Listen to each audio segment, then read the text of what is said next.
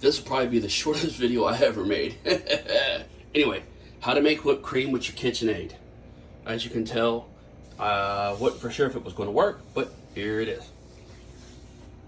First thing you're going to want to do is set your KitchenAid up with the wisp, whatever the hell. And then make sure this is kind of snug down the bowl. Snugs down there.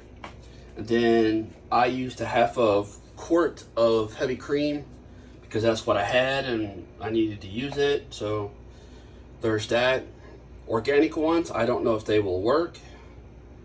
I've kind of tried it, but I tried it a different way and it didn't work out.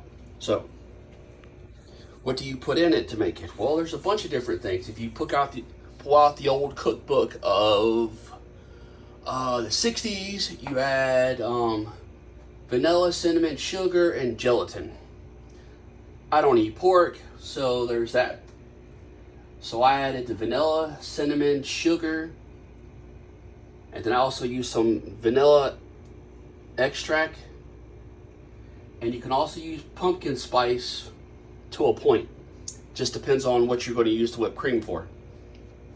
Okay, then next thing you're going to want to do is you got the thing set up, and then you're going to take in, you're going to move this control over to 4, let it beat for a second, or actually about a minute, and then you're going to move it to 6. But you're going to watch the whole time it's going on, because the whisk doesn't get all the way to the bottom. When you start seeing it froth up, you're going to want to disconnect this. You're going to want to disconnect that, kind of hold it up to the whisk a little bit, and let the whisk hit the bottom. And then you just do that for 5 minutes versus trying to do it by hand with a handheld whisk for 15 minutes. And the nice thing about this, it stays cold. With the other one, because it takes so long, the whipped cream starts getting warm. But this here is ice cold. Like I just pulled out of the refrigerator, so that was pretty quick.